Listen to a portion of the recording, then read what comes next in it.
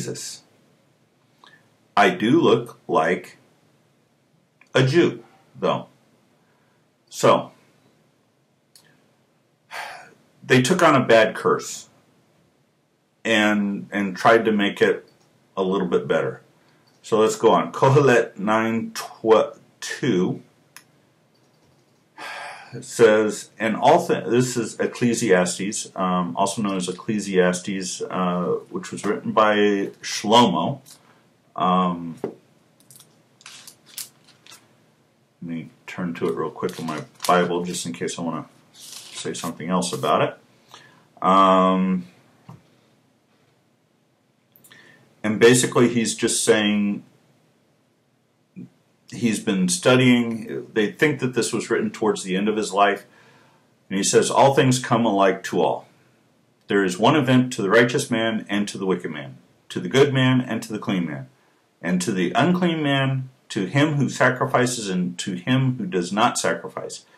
As if the good man, as is the good man, so is the sinner. And he who swears, as he who fears an oath. So basically, this is just saying, there are people who make oaths. It's not a bad thing. And we all end up the same way. Basically, we all die, is what it's saying. And this is also I believe one of the verses that Yeshua is quoting when he says, let your yes be yes and your no be no. Because it says, let's see, in my other version, so is the one who is afraid to swear. If you don't swear, that's fine. If you make a vow or swear something, just make sure you carry it out if it's a good thing. So Zechariah 8:17, and let none of you devise evil in your hearts against his neighbor, and love no false oath. For all these things that I hate, says Adonai. Evil and false oaths, God hates. It doesn't say righteous, just false oaths. So, and we're going to look at vows. A lot of the verses where the word oath is there also contains the word vow. So in a lot of places in scriptures, oath and vow are interchangeable. So first thing we're going to look at is Bemidbar, or Numbers 30, and this is a long passage. Actually, let's come back to that one. Because that's the end picture that I want to look at. Devarim, or Deuteronomy 23:1. I like this one because this is usually the one. 21 through 23. Okay. When you make a vow to the Lord your God, you shall not delay to pay it, for it would be sin in you, and the Lord your God will surely require it of you. However, if you refrain from vowing, it would not be sin in you. You shall be careful to perform what goes out of your lips, just as you have voluntarily vowed to the Lord your God what you have promised. This just reminds me of one that I did not put in here. I'm going to look at it real quick because I can pull it up here. Let me get into Judges. Yeftah, Judges 11:30.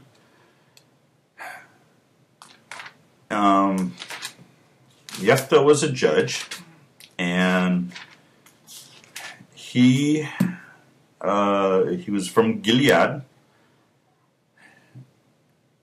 He was the son of a whore. Oh well, nobody's perfect. Yeshua's great back to the time of Israel coming back into the land. Rachav, she is in the lineage of Yeshua. We all know about the harlot Rachav.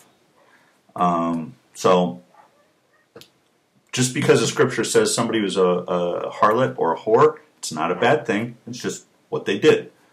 And Gilad was his father. So the name of the city was, the person who named the city was his dad.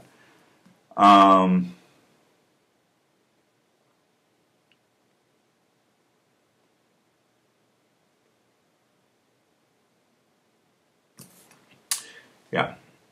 So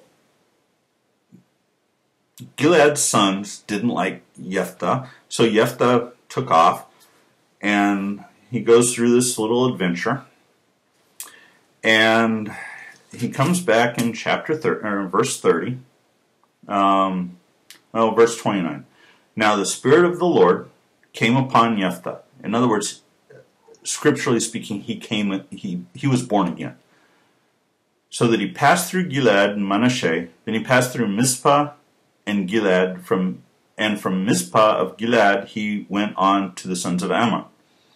And Jephthah made a vow to the Lord and said, If you will indeed give the sons of Ammon into my hand, then it shall be that whatever comes out of the doors of my house to meet me when I return in peace from the sons of Ammon, it shall be the Lord's, and I will offer it up as a burnt offering.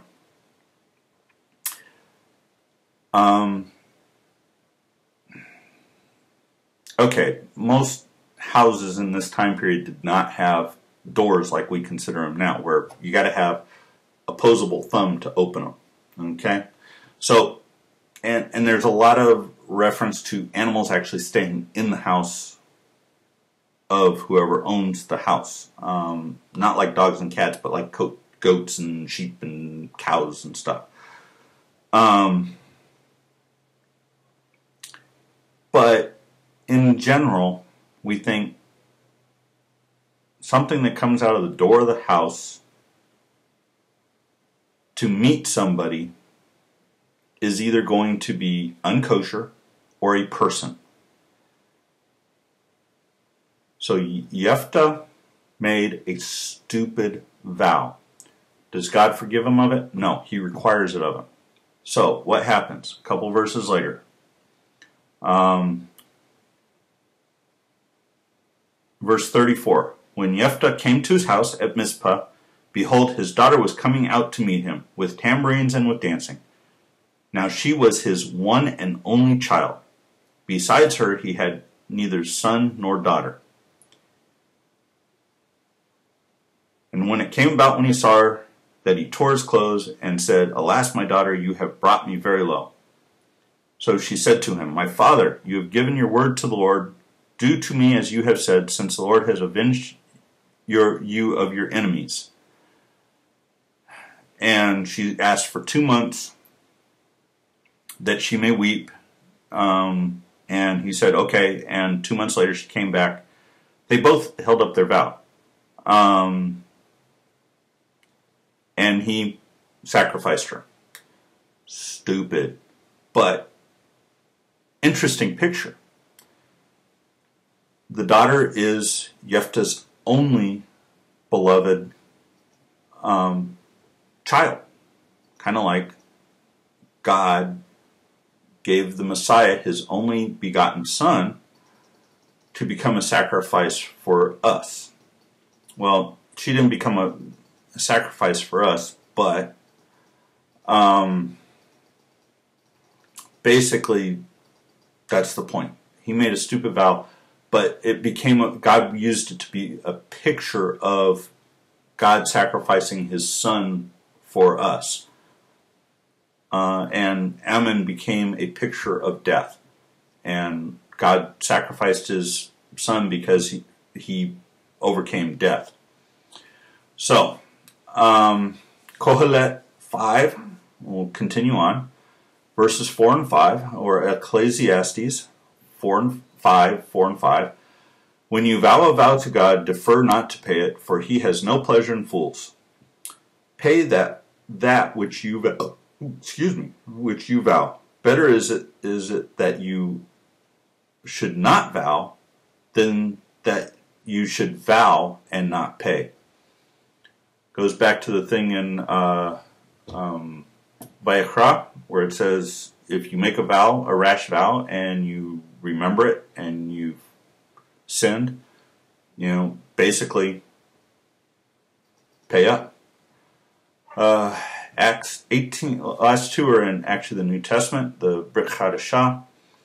Acts 18:18, but Shaul, who still remained considerable days with his brothers, having separated, sailed away to Syria, and with him Priscilla and Aquila, having shaved his head in Sennacherib, for he had a vow. He had made a vow. Shaul says, make a vow. Now, Yeshua says, let your yes be yes, let your no be no. What was the other one we looked at? Paul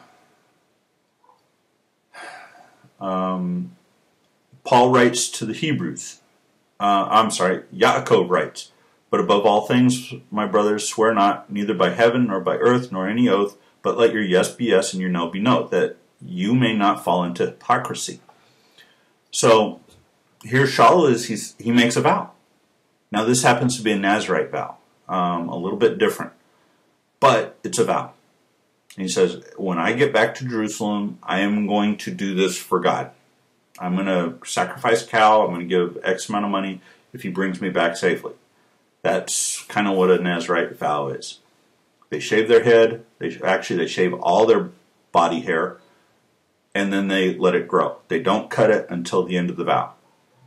It can be a week, it could be a month, it could be a year. Several scriptural references are for their entire life, to include Yochanan, the immerser, or John the Baptist. He was on a Nazirite vow from conception. So he's got this vow. Now, Acts 21:23, we jump ahead a little bit. And Yaakov tells Paul, they're having an argument because everybody's saying, oh, Paul's teaching people not to do Judaism. He's saying, do something else. And Paul's like, no, I've never said that. I said, do the things that God charged us. So he says, so James says, okay, so we know that you are kosher, so to speak, and basically that you are following the ways of Moshe to prove to everybody that you are doing this. We've got 4 other guys here.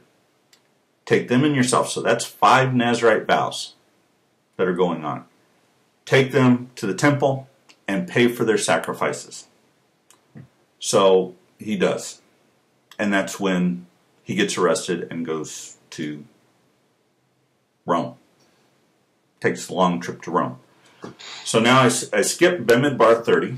We're going to go back to that right now because this is like really one of the coolest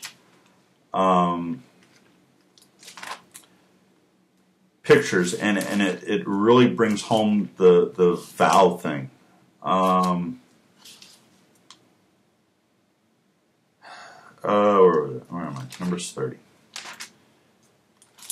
So, and we'll actually be discussing this a little bit further here in a couple of months. So from verse 2, if a man makes a vow to the Lord or takes an oath to bind himself with a binding obligation, he shall not violate his word. He shall do according to all that proceeds out of his mouth. Also, if a woman makes a vow to the Lord and binds herself by an obligation in her father's house in her youth, and her father hears her vow and her obligation by which she has bound herself, and her father says nothing to her, then all her vows shall stand, and every obligation by which she has bound herself shall stand. But if her father should forbid her on the day he hears of it, none of her vows or obligations shall stand. And it just keeps going, one male authority to the next until she becomes a widow. Once she becomes a widow, then all her vows stick, whether they're good or not.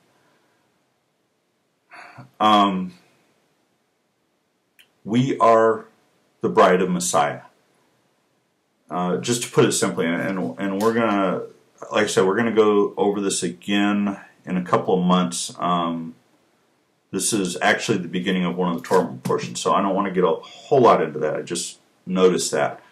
But basically, we are saying We are the bride of Messiah. If we make a rash vow, the Messiah comes in and says, that was stupid, and forgives it. We will be forgiven. Now, Yeshua said in Matthew, let your yes be yes, let your no be no, the same as Yaakov said in his letter. Basically, what they're saying is, and at the time, everybody's making stupid oaths, and they're saying, by the seat of heaven, I will do A, B, C. And then they don't do it. So, just say, okay, I am going to, here's a perfect example. Lord, I'm going to do these teachings every week. We're going to record them. We're going to put them on the internet so people can see them and hear them and understand what it is you are teaching us in the scriptures. You put this in me.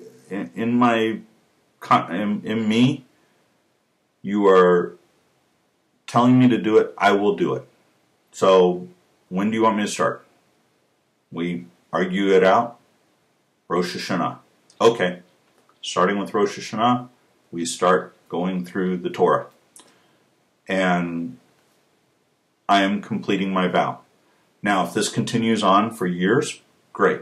If God finally says, okay, you've completed your vow, that's when it stops. Or I go on to something else. I'm at least going to get through the Torah, so at least 3 years. Guys, at least 3 years. I'm going to be here. We'll go from there. So let's carry on, because it's getting late, and I should mention now, while we're in the middle of 2 sections, I started recording late, so I apologize to whoever comes in later that this is actually, I started late, I hit the record button late, so you picked us up in the middle. But that first screen is that was the first screen, so you didn't miss a whole lot. So Berashit 48, the next chapter, verses 1 through 7. I'm going to read it out of this scripture because I just like this a lot easier. It's easier for me to read notes. James. Now it came about after these things that Joseph was told, behold, your father is sick. So he took his 2 sons, Manasseh and Ephraim, with him. When it was told to Yaakov, behold, your son Joseph has come to you, Yisrael collected his strength and sat up in the bed. And Yaakov said to Joseph, God Almighty, El Shaddai, literally, appeared to me at Luz in the land of Canaan and blessed me. And he said to me, behold, I will make you fruitful and numerous, and I will make you a company of peoples, and I will give this land to your seed after you for an everlasting possession. And now your 2 sons, who were born to you in the land of Mitzrayim, before I came to you in Mitzrayim, are mine. Ephraim and Manasseh shall be mine, as Reuven and Simeon are mine. But your offspring that have been born after them shall be yours. They shall be called by the names of their brothers in their inheritance. Now as for me, when I came from Padan, Rachel died to my sorrow in the land of Canaan on the journey, when there was still some distance to go to Ephrat. And I buried her there on the way to Ephrat in Bethlehem. So,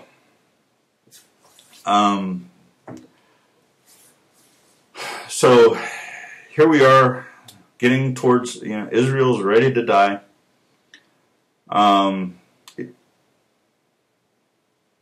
And it starts off, Joseph is told, so he brings his sons up. Now, this is 17 years after Jacob has been there. Joseph's sons were probably 5 and 6-ish when Yaakov first saw them. And now we're 17 years into the future. Do the math. These are not little boys. These are grown men. Okay?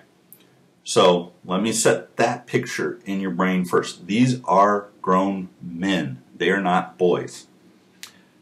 I remember last week we talked about lads, and lad said just means that they're younger than the person that is referring to them. It doesn't necessarily mean that they're 3, 4, 5, 6, 10, 13 years old. They are grown men. These are grown men. So you kind of have to read the context of the passage to figure out how old they are. So they're definitely in their 20s. We can definitely say they are in their 20s.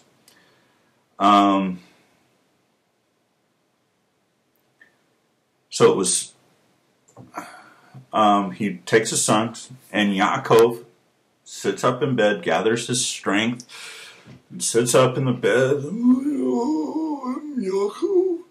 And he looks, and Joseph's there. He instantly becomes Israel again. So Yaakov was told, Yisrael collected his strength. Oops, wrong way. And he says, El Shaddai appeared to me at Luz. Now, Yaakov was at Luz twice.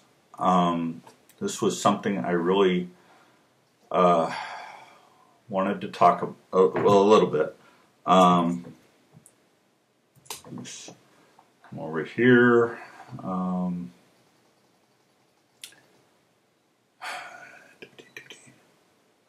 The first time is in Genesis 28. Oh, I got it right there. And God makes an oath. Now let's look at that oath real quick. And we discussed this. We actually discussed this several weeks ago. With looks like 3 weeks ago. 3-4 weeks ago.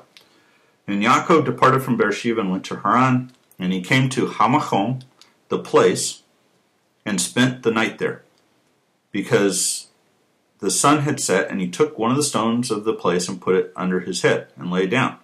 And he had a dream, and he sees what they call Jacob's ladder, which is the ladder going between heaven and earth in Jerusalem, where the Holy of Holies actually is. And behold, the Lord said, I am Adonai, the Elohim of your father Abraham and Yitzhak. The land on which you lie, I will give it to you and your seed. Your seed shall also be like the dust of the earth, and you shall spread out to the west and to the east, to the north and to the south. And in you and in your seed shall all the families of the earth be blessed. I am with you and will keep you wherever you go, and will bring you back to this land, for I will not leave you until I have done what I promised you. Then Yaakov awoke. Okay, now, Yaakov says, El Shaddai appeared to me at Luz in the land of Canaan and blessed me and said, Behold, I will make you fruitful and numerous, and I will make you a company of peoples, and I will give this land to you. Okay, this is, it says in 28:19, and he called the name of that place Beit El. However, previously the name of the city had been Luz. So that's the first. He actually had 2 blessings in Luz. So this is the first one. The second one is in chapter 35. So we'll skip ahead a few chapters. Then God appeared. God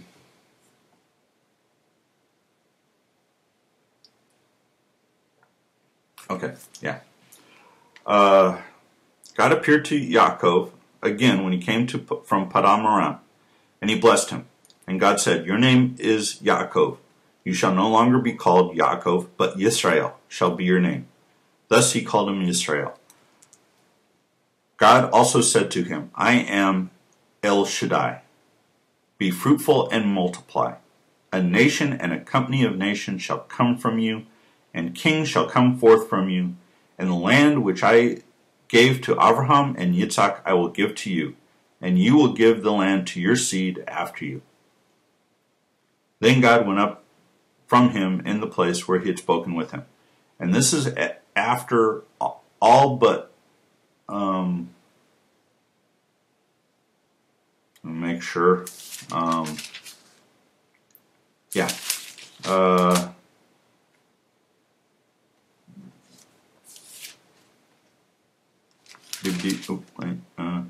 yeah, this is before Benjamin is born. So, 12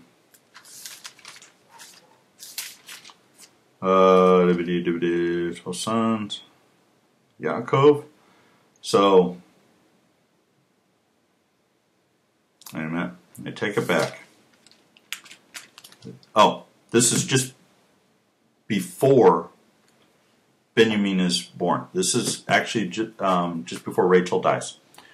So, which we'll talk about in just a second. So, that's where he appears as El Shaddai. He also appears to Yitzhak. So, Yisrael knew who El Shaddai was. So, scratch those lines. El Shaddai appears to Yaakov in chapter 35, but he also appears in chapter 28 as Adonai, Yod-He, Vav-He. So, at this point, Yaakov now takes Joseph's sons as his own. There's two of them, Ephraim and Manasseh, and he takes them as if he were one of the regular 12 tribes. And then he says that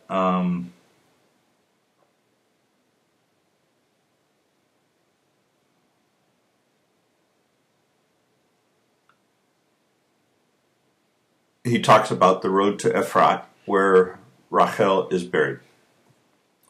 Now, we're going to get into it a little bit more, and the more we get into it, we'll repeat this. I will repeat this over and over again. Ephraim and Manasseh become pictures.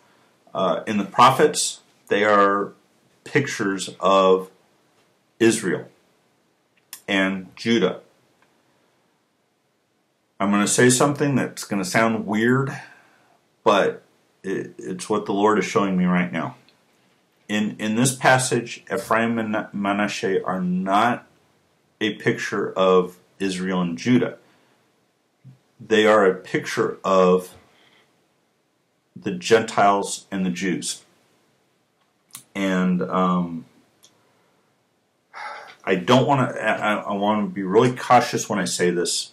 I am not a two-house person.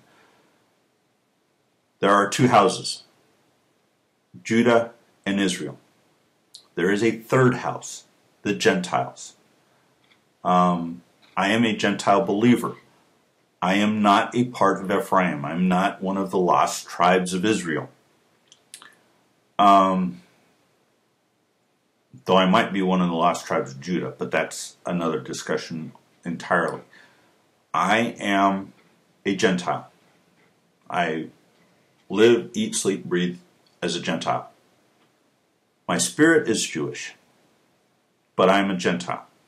So, when I say Ephraim becomes a picture of the Gentiles and Manasseh becomes a picture of the Jews, that includes Israel, not Israel that is talked about in the prophets, but it becomes Israel. So this is a picture. Yaakov becomes a picture of God by becoming Yisrael, and he sees this thing going on, even though he can't see very well. He sees this thing going on, and he sees Ephraim and Manasseh, and it's really funny because he's like, he says, who are these two? He sees them as men, and he's probably seen them off and on for the last 17 years. I mean, they didn't live that far away from each other. He says,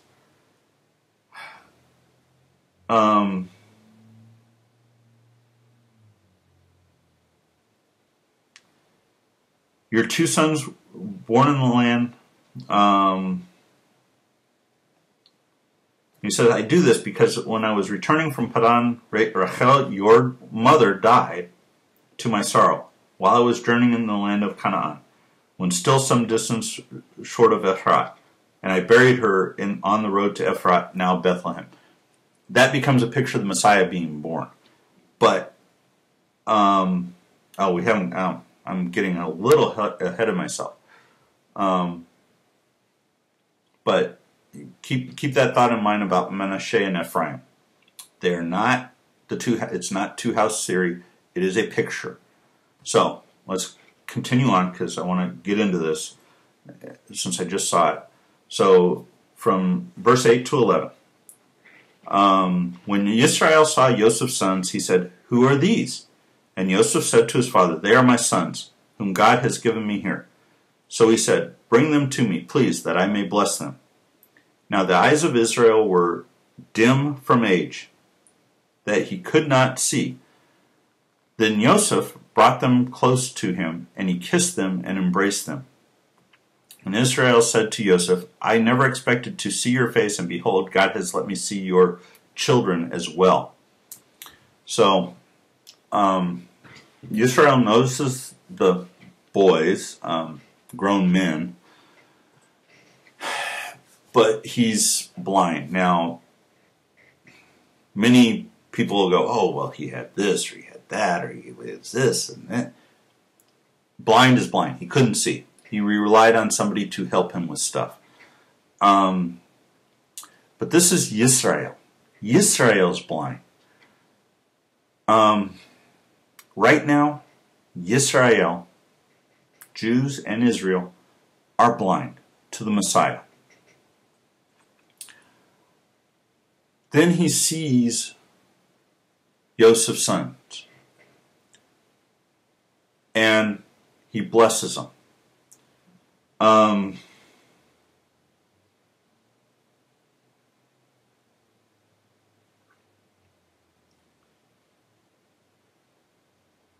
Basically, he says,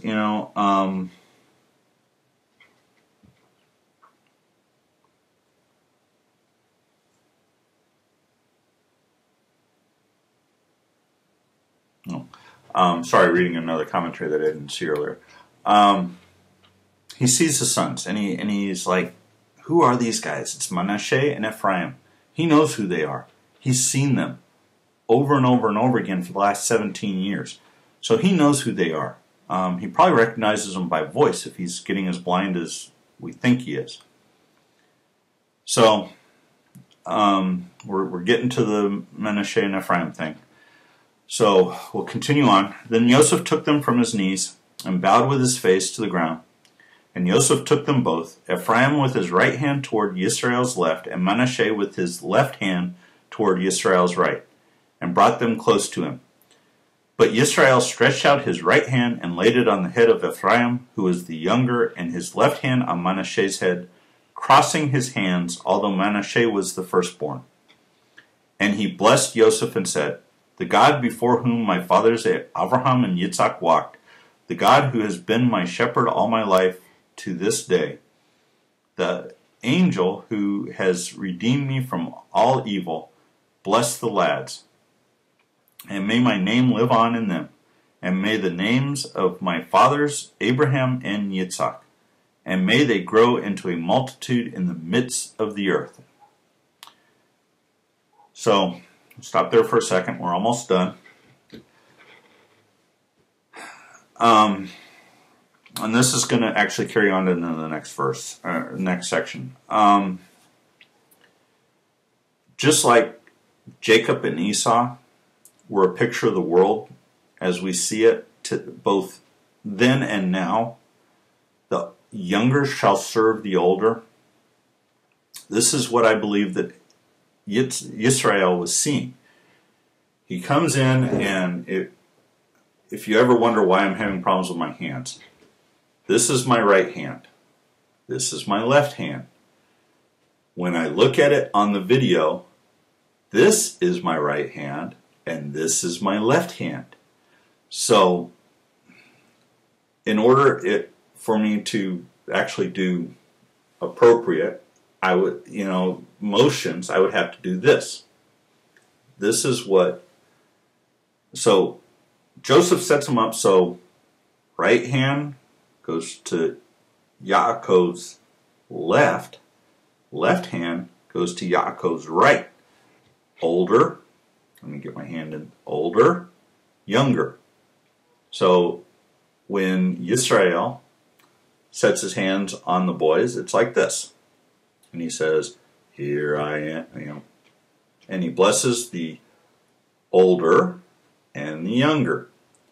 But what Yisrael does is this. And he says, older, younger, spiritually speaking.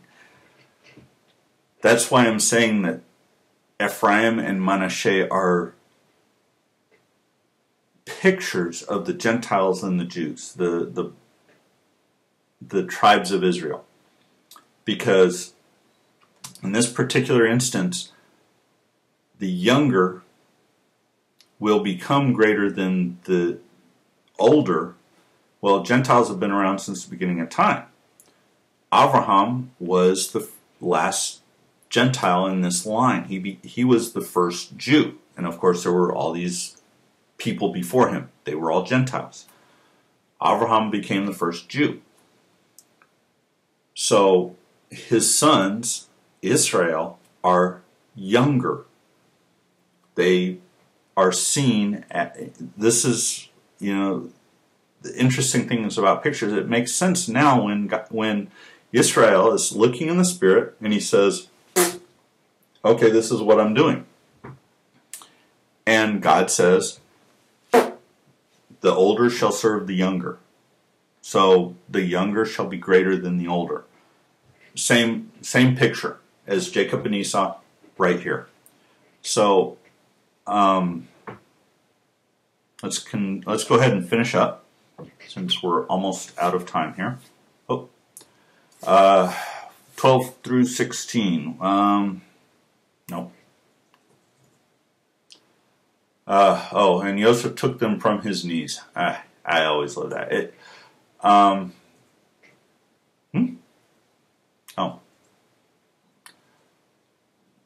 Yeah. So and this is the way that Yisrael blesses Joseph, by blessing his sons. So the last, what did I do there? Last few verses. Sorry, that should say 48:17 through 22. When Joseph saw that his father had laid his right hand on Ephraim's head, it displeased him, and he grasped his father's hand to remove it from Ephraim's head to Manasseh's head. And Joseph said to his father, No, Dad, for this one is the firstborn. Place your right hand on his head. But his father refused and said, I know, my son, I know. He also shall become a people, and he also shall be great. However, his younger brother shall be greater than he, and his seed shall become a multitude of nations. And he blessed them that day, saying, by you Israel shall pronounce blessing, saying, May God make you like Ephraim and Manasseh. Thus he put Ephraim before Manasseh.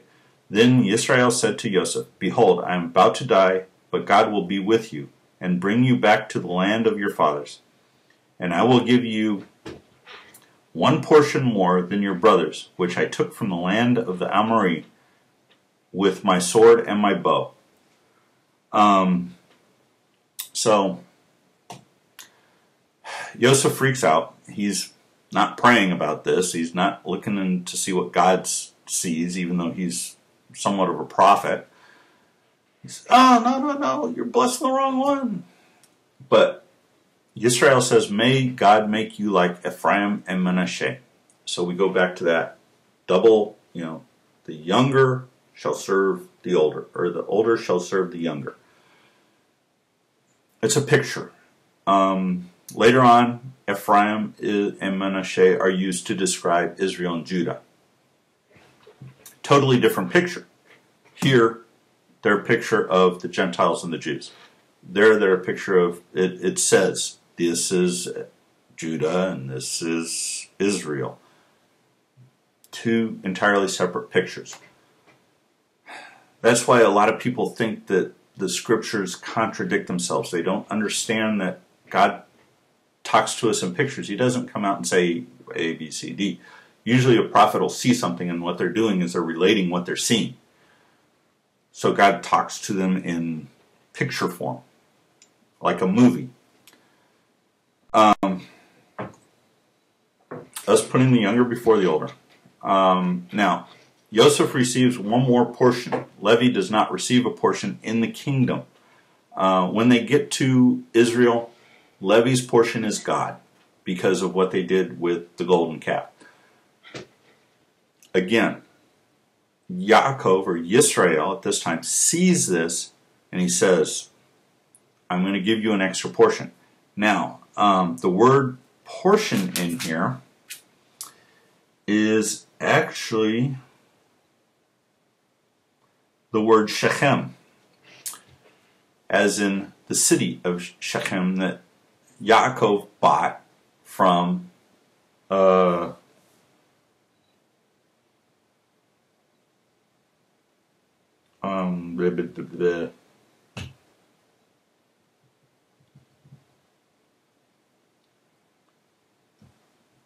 was it? The Amorites, I believe.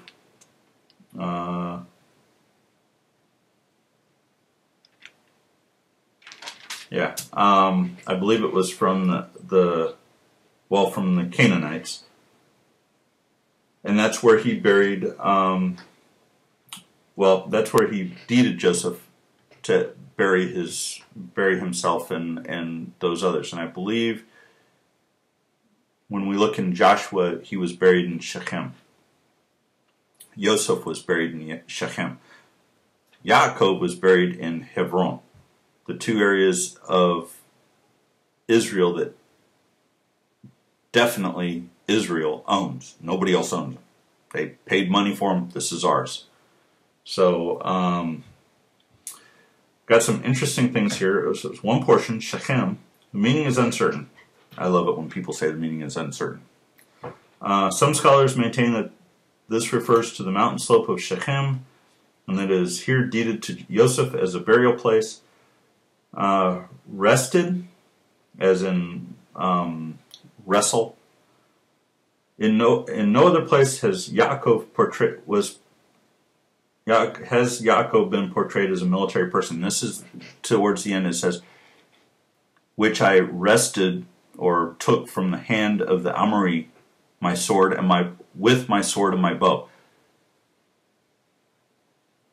Nowhere in the scripture does it talk about Israel, the man, having a sword and a bow.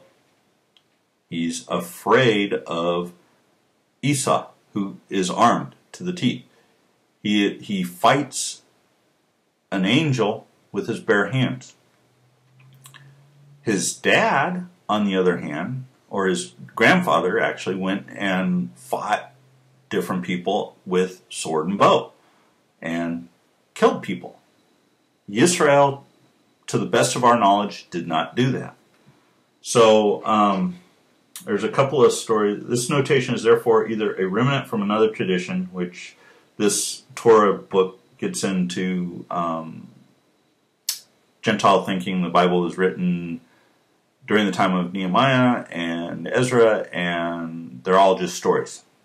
But we know from recently that these stories are being proven accurate, at least as far back as Abraham, Isaac, and Jacob. And we'll get into that later on, because I got some really cool videos. Or sword and bow may be an idiom for through my own labor, a reference to Yaakov's purchase of property at Shechem with hard-earned money. Now the Midrash says that prayer was Jacob's bow and sword. Another view is that the bow and sword were mitzvot and good deeds. I will leave that up to you to decide.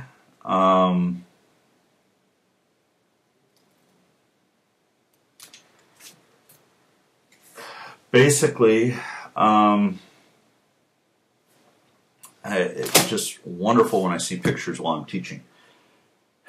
Ephraim and Manasseh become a picture in this passage of the basically of the Gentiles coming into Judaism and doing Judaism. They're older in the scheme of things, but they serve the younger. They serve Israel as opposed to Israel serving us. So there is a saying that is said at the end of the Torah portion. Let me see if I can find it real quick. It would probably be here.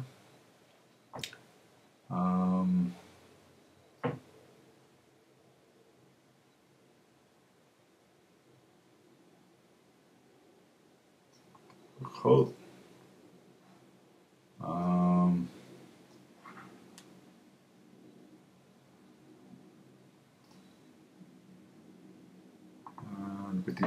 For the pistol, no, that's not there.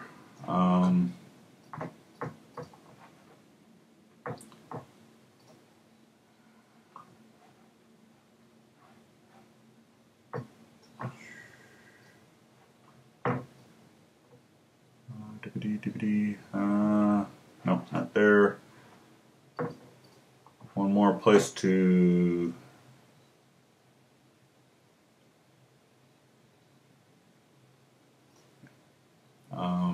look.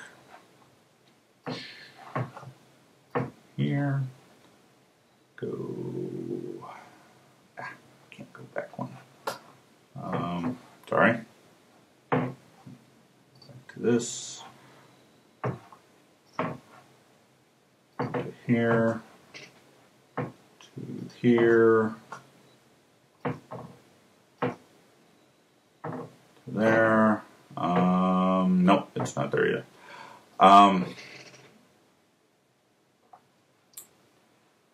It goes,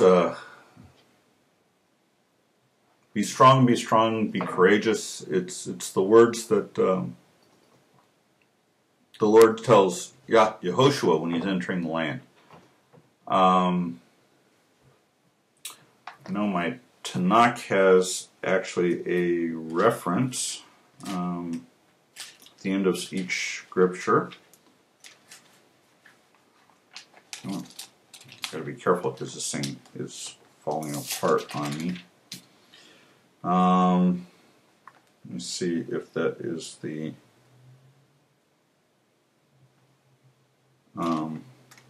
same in Exodus. One page. Yeah. Actually, I lied. It's not that. Tam v'nashlim tahali tahile le'el borei olam.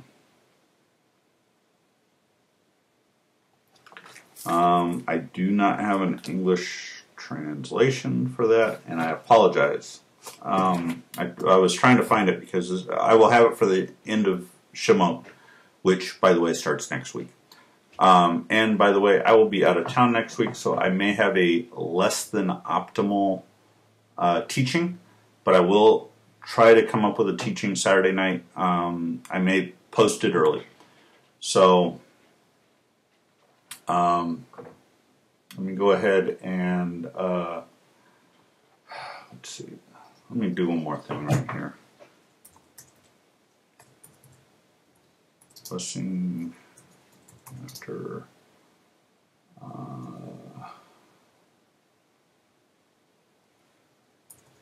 book of Torah.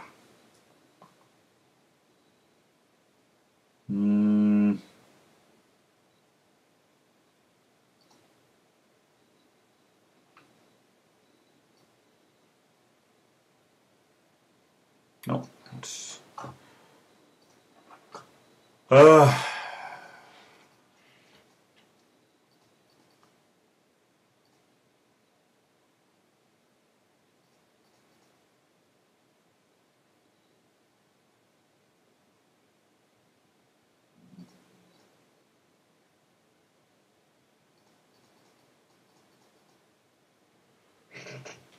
Oh well, if I don't have it for you next week, I will have it for you by the end of Shemot. I will be diligent and search for it.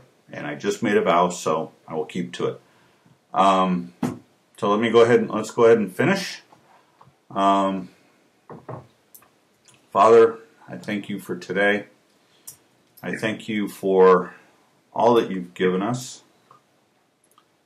And I thank you that everything that we do is in you. I thank you for the pictures. And Father, I thank you for that wonderful picture of Manasseh and Ephraim being a picture of the Jews and the Gentiles in the kingdom. The older being less than the younger being greater than the older, the Jews being greater than the Gentiles. And Father, I thank you that you've given us picture after picture. And thank you for completing this section of the Torah. And I pray that the future sections go more smoothly and quicker. And as each section is taught, I pray that the pictures are instilled in whoever is listening to this teaching. In Yeshua's name, amen.